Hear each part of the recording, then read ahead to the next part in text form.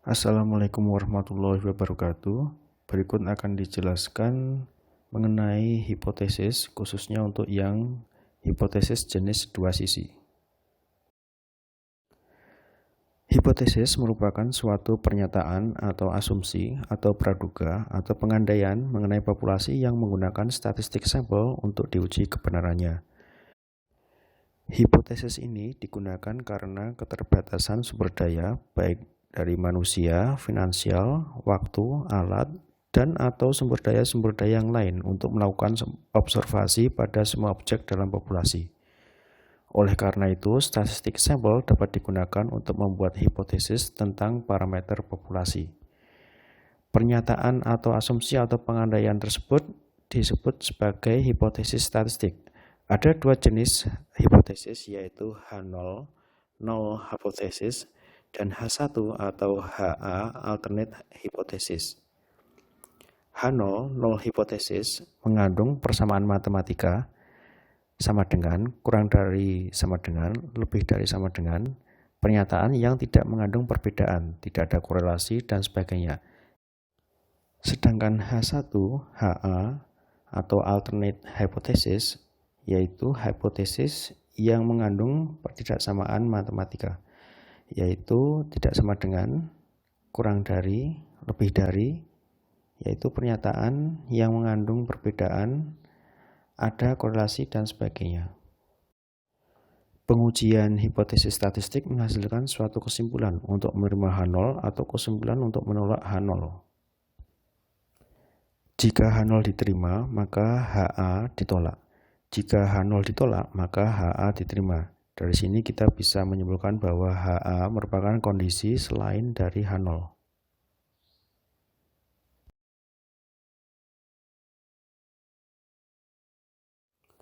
Berikut diberikan berbagai macam contoh hipotesis. Dari contoh-contoh tersebut, jika jumlah populasi sulit diketahui dan terbatas dalam mendapatkan semua anggota dalam populasi, maka pengambilan sampel dapat digunakan dan diuji hipotesisnya. Dalam hal ini, suatu asumsi atau pengandaian terhadap parameter populasi diuji.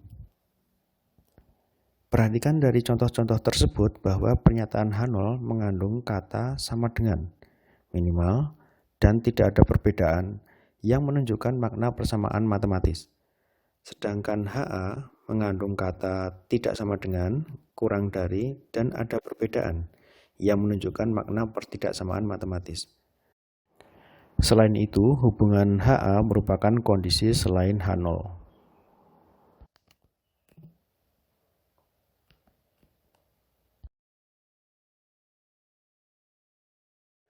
Penerimaan hipotesis berdasarkan pada data sampel bukan berarti hipotesisnya benar, namun mempunyai arti bahwa ada bukti statistik yang cukup untuk menerima hipotesis.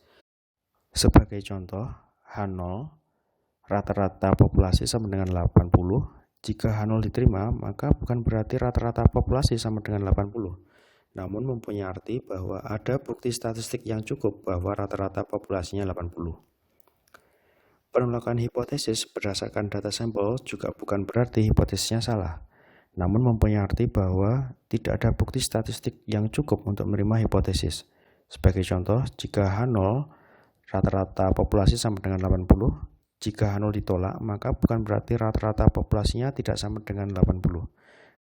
Namun mempunyai arti bahwa tidak ada bukti statistik yang cukup bahwa rata-rata populasinya 80.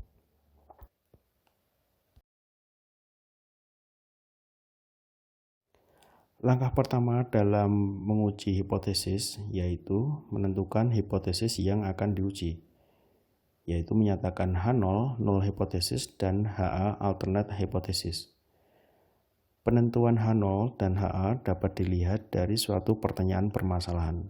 Sebagai contoh, apakah nilai mahasiswa dalam suatu populasi sama dengan 80?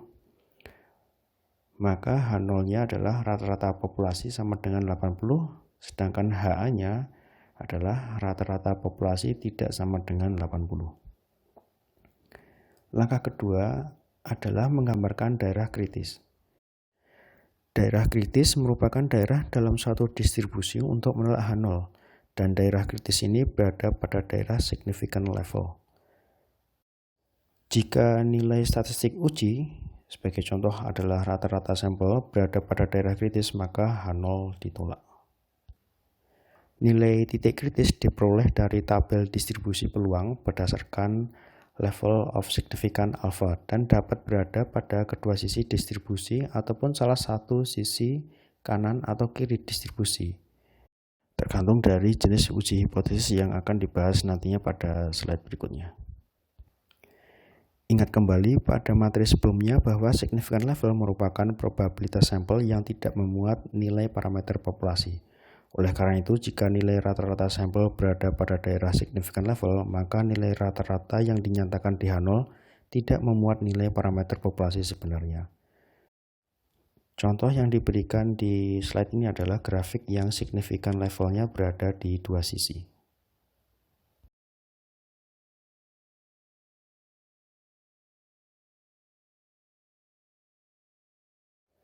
Kurva distribusi yang atas menggambarkan letak significant level pada sisi kiri distribusi.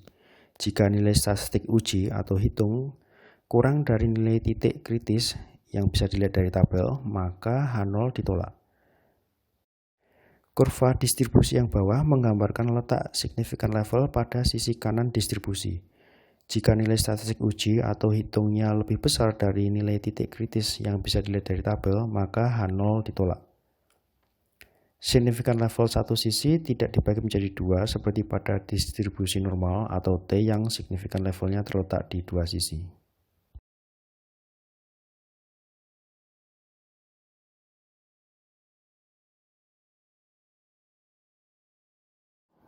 Langkah ketiga dalam pengujian hipotesis adalah menghitung nilai statistik uji.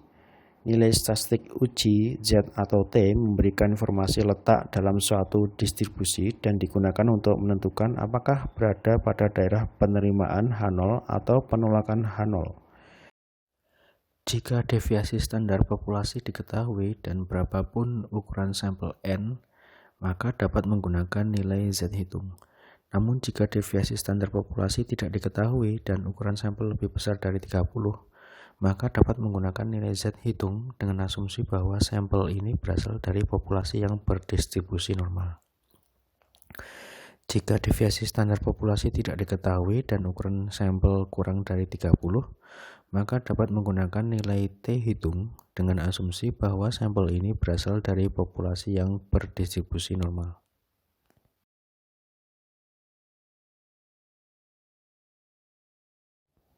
Langkah keempat dalam pengujian hipotesis ini adalah membandingkan nilai statistik uji Z hitung atau T hitung dengan nilai titik kritis Z tabel atau T tabel. Nilai statistik uji hitung ini dibandingkan dengan nilai titik kritis untuk menentukan apakah nilai statistik berada pada daerah penerimaan atau penolakan H0. Jika nilai statistik uji atau hitung berada dalam daerah kritis, maka H0 ditolak. Jika nilai statistik uji hitungnya berada di luar daerah kritis atau di dalam daerah penerimaan H0, maka H0-nya diterima atau dengan kata lain H0 tidak ditolak.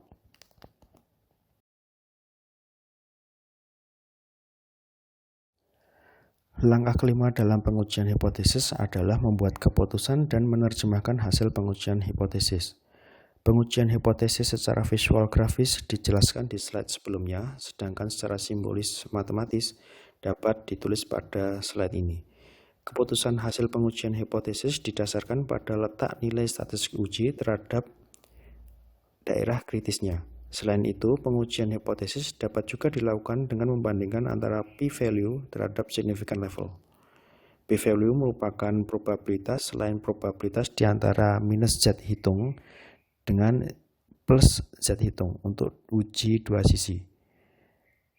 Sedangkan p-value untuk satu sisi yang significant levelnya berada di sebelah kiri merupakan probabilitas kurang dari nilai Z. Sedangkan p-value untuk satu sisi yang significant levelnya berada di sebelah kanan merupakan probabilitas lebih besar dari nilai Z. Untuk uji dua sisi yang menggunakan distribusi normal, H0 ditolak jika nilai statistik uji Z hitung berada lebih besar dari nilai titik kritisnya Z alfa per 2 atau kurang dari minus Z alfa per 2. Jika menggunakan distribusi T, H0 ditolak jika nilai statistik uji T hitung berada lebih besar dari nilai titik kritis T alfa per 2 N-1 atau kurang dari minus T alfa per 2 minus 1. Jika uji dua sisi ini menggunakan p-value, maka kita dapat membandingkan p-value dan alfanya. H0 ditolak jika p-value kurang dari significant level alfa. Untuk uji satu sisi yang menggunakan distribusi normal, untuk H0 rata-rata populasi μx lebih dari nilai asumsi μ0, H0 ditolak jika nilai statistik uji Z hitung kurang dari minus Z alfa. Untuk H0 rata-rata populasi μx kurang dari nilai asumsi μ0, H0 ditolak jika nilai statistik uji Z hitung lebih besar dari Z alfa.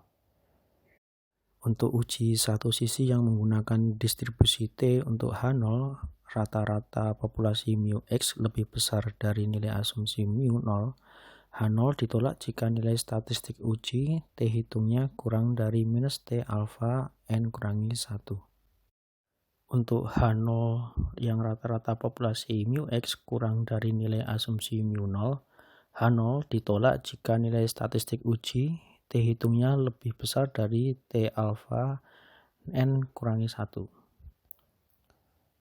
Untuk uji satu sisi yang menggunakan perbandingan p-value dan alfa, H0 ditolak jika p-value kurang dari significant level alfanya.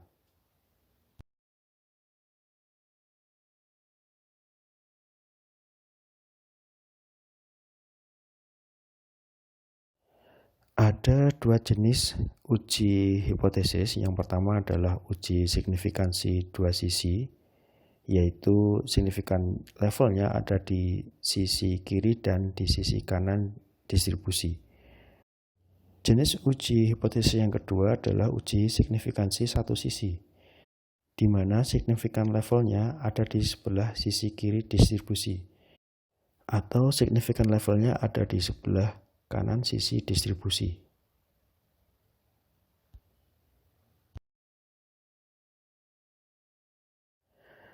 Pada pengujian dua sisi ini, H0 menyatakan bahwa suatu parameter rata-rata μx sama dengan suatu nilai tertentu, yaitu μ0. Sedangkan HA menyatakan bahwa suatu parameter rata-rata μx tidak sama dengan suatu nilai tersebut. Dalam jenis hipotesis dua sisi ini, signifikan levelnya berada pada dua sisi, sehingga signifikan levelnya terbagi menjadi dua di masing-masing sisi tersebut. Berikut diberikan suatu contoh soal mengenai uji hipotesis dua sisi. Berdasarkan persoalan tersebut, rata-rata populasi dan deviasi standar populasi diketahui. Ukuran sampelnya 50, di mana ini lebih besar daripada 30. Kedua informasi ini cukup memberikan kesimpulan bahwa pendekatan distribusi normal bisa digunakan.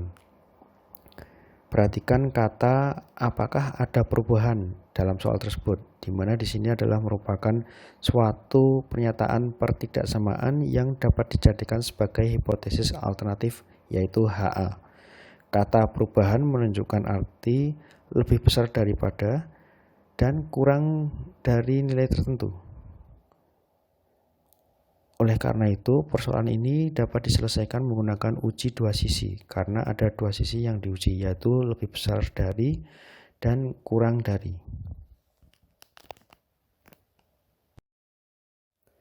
Dalam persoalan ini, H0 menyatakan bahwa rata-rata populasi sama dengan 200, sedangkan HA merupakan pernyataan selain H0, jadi HA menyatakan bahwa rata-rata populasi tidak sama dengan 200. Berdasarkan nilai signifikan levelnya, yaitu alfa sama dengan 0,01, nilai Z 0,01 dibagi 2, di mana ini alfanya adalah 0,01 dibagi menjadi 2 karena terbagi di kedua sisi distribusi, diperoleh 2,58. Silakan melihat tabel Z. Dan nilai minus Z 0,01/2 diperoleh minus 2,58 yang juga bisa dilihat di tabel Z. Nilai ini merupakan nilai kritis, di mana daerah yang berada pada kurang dari minus 2,58 dan lebih besar dari 2,58 merupakan daerah kritis, di mana jika nilai statistik uji berada pada daerah kritis ini, maka H0 tidak diterima.